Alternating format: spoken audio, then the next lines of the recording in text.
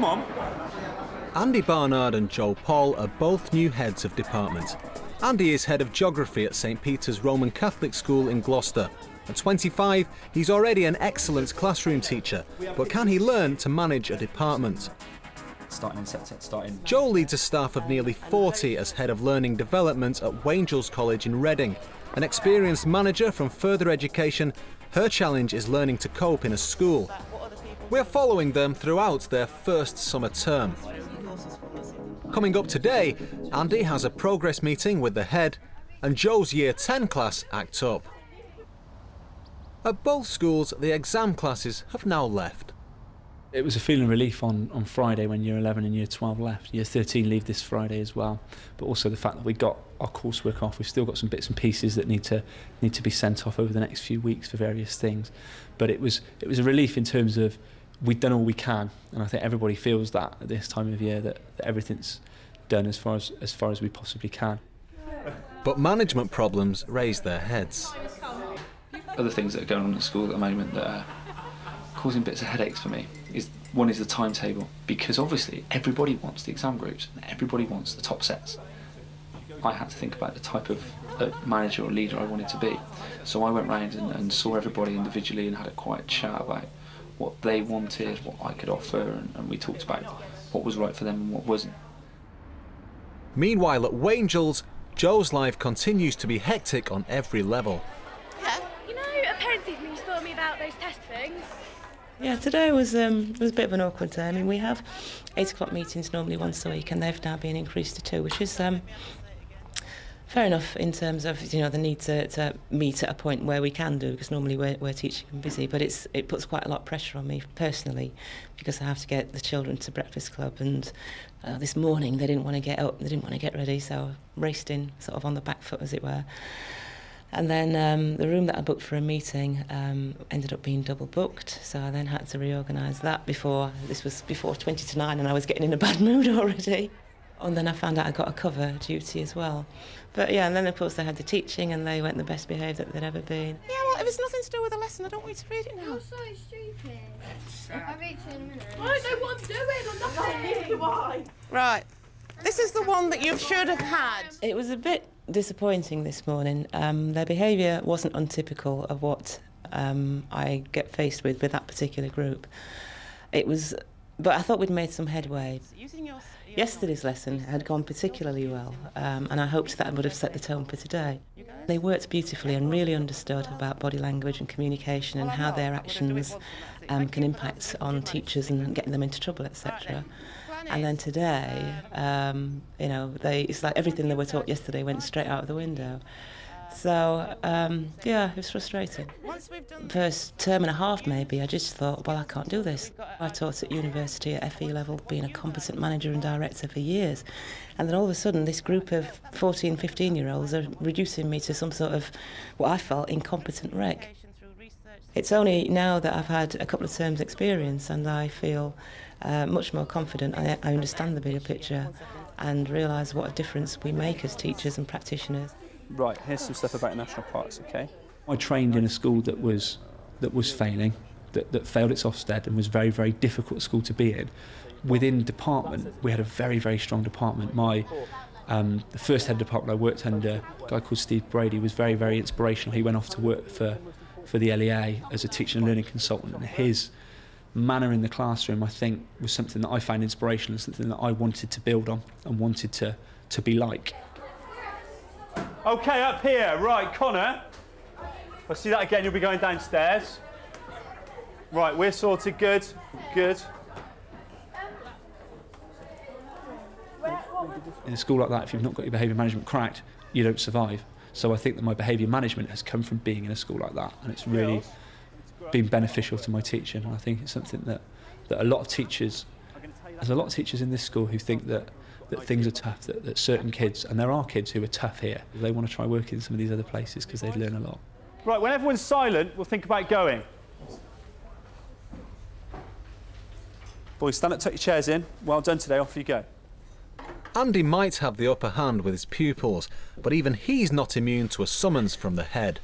I just wanted to see how things have gone, because it's your first run-through of revision. Yeah. I know you brought up the other day that superb work from the Leisure and Tourism Year 10 group. That was Year 11 group. Oh, that was Year 11, Year wasn't 11 it? Sorry, I'm getting confused. Now, that was a heck of a good standard. What's the general feel of your staff about Year 11? Optimistic? Or? Yeah, I think so. I hope I'm not too We'll wait optimistic. till August. Yeah, exactly. I'm not. The impression I'm getting is you're quite pleased with your first Year 11, the way it's finished off and the way they've been prepared. Yeah, definitely. I'm pretty pleased because it's the first year of options as well. Yeah. I think that. Yeah, I'm quite optimistic for what we're gonna. So let's move forward to the Year 13s now. Traditionally, the department, no pressure on you, of course. I know. But traditionally, the department has performed exceptionally well at A2 level. Yeah. What's the feel this year And in again, terms of the revision? Because of the fact that they performed so well in the past, I worry that with the young people who I'm trying to, if you like, fast track, it can be a bigger issue because of family commitments and such like. What I've got to do is make sure they get the support. And Andrew is in a very supportive department. Now, the real issue is to get him to use that and not to be afraid to delegate because he feels he's got to prove himself too much. But we have got to be desperately careful they don't try too hard, I suppose, and in that way cease to be the level you want them to be performing at because they're just totally shattered. And so it is something we have to watch with all our talented young people and indeed all our heads of departments, because a school thrives or doesn't on the success of that vitally important middle leadership role. As part of her middle management role, Jo has to attend a meeting at the LEA to find out its new plans for statementing children. I'm hoping that this meeting will be one of those in which we're all enlightened and we'll be able to come back and make some strategic changes based on what the LEA is telling us. Hi there. Do you know Dominic? I don't know. Hi Dominic, pleased to meet you. Joe, Head of Chris. Finance. Good to see you again. The meeting is entitled Funding in Mainstream Education. From having worked with Richard. It's a drop-in session for Senkos and other managers to find out, I believe, more about what's going on with the funding issues. OK, what do parents know so far about the changes in funding, either the existing parents that have got statements or new potential ones? I was chatting to Dom before you came in. What I've got is a group of heads and Senkos who want to work on how do we make this go as smooth as we can in working them. It's all been very cautious, or the information just hasn't been put out, I think, to parents or to schools, particularly well from the LEAs, about what's expected longer term. See you. Cheers, Joe. See you, Chris. Tonight's meeting is what's called a SIP meeting. We have school improvement plan meetings, and what we're looking at today is whole school policies that individual departments and heads of departments can take on and run with to change things across the school. So it might be trialling a new homework policy. I think it's one of the things that's up tonight. That when the heads of department seem to buy into some of these strategies for improving teaching and learning, it seems to be much more engaging than when the senior management team says we're going to do it.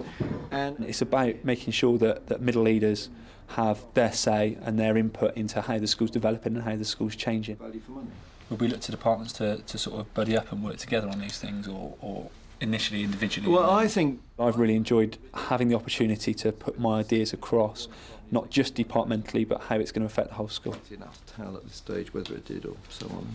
So that it would be. I mean, it's really important that after the meeting I can shoot off and get away. Mondays are the busy day within our family. Mel's been doing a college course which she started in September, where she's just for one evening a week she goes to college and she's studying diploma in management, because that's the area that she's interested in within her work. So what happens is she has to be over in Cheltenham at 6 o'clock. So I finish the meeting at 5. I need to be home in order for her to leave at 5:30 to go out. Pull him? Yeah. Come on up, pull me. Grab that, John. Okay. Don't want to In your own it. time, son.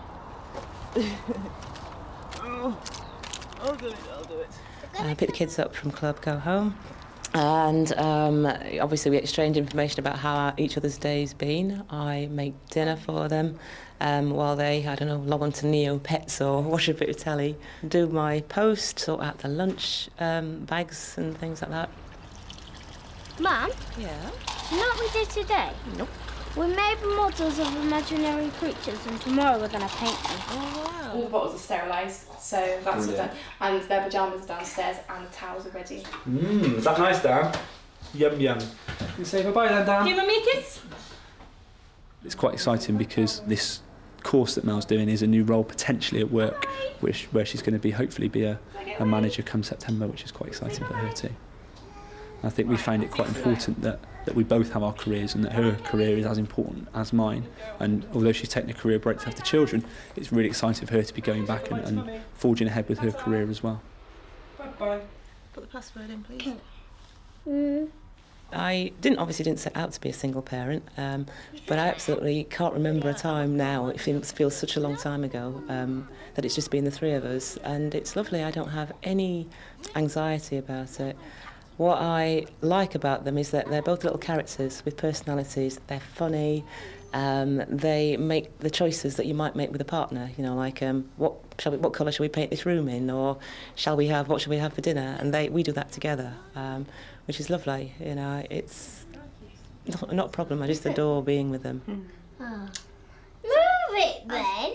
Abby, Jess and... Sometimes she gets really angry with her children. She says, oh, they did this today, oh, they did that today, and oh, they nicked my sausage rolls. With her children put to bed, a chance to reflect on her day, and in particular on how she's coped with the behaviour of the students. I was thinking today about the difference between how I felt when the first half term was coming up, when I started at Wangels in September, which was totally exhausted and couldn't wait for it to come, and 6 weeks felt like 6 months in terms of the the way the time was dragging as I was going through it. And now the 6 weeks that's gone by since the last break seems to have flown by. Everybody's tired, but I actually feel quite thrilled and invigorated because of the distance I've travelled, I think, since I've been in the role. My time's been really stretched recently with all these different things, with the coursework, with the timetabling, meetings that are still going on, pulling myself together, as well as teaching. I'm finding my time really stretched, and also with the family. I'm the happiest I've ever been in a job, and the last time I think I felt this good was when I had my children, and I want to feel this way all the time because it's brilliant. Next time Andy and Joe get their exam results, He predicted me an A. A or B. They get bad results, it's you that's to blame. Oh, hello, is Anne there, please? I think I've planned quite well in the run-up for the exams, you know, working with the exams officer and teachers and the exam boards and all the bits and pieces you have to do. the heads give them their end-of-year reports. And has Andy finally sorted the timetable? I know I've got everything important where it needs to be, and that feels nice. I just hope that's still the case when it gets to July and the results come out. I hope I look at it and I think, yeah, we've really done ourselves justice this year. I've done myself justice, and that's a really strong foundation to build on. I mean, I've got my fingers firmly crossed that that's going to be the case.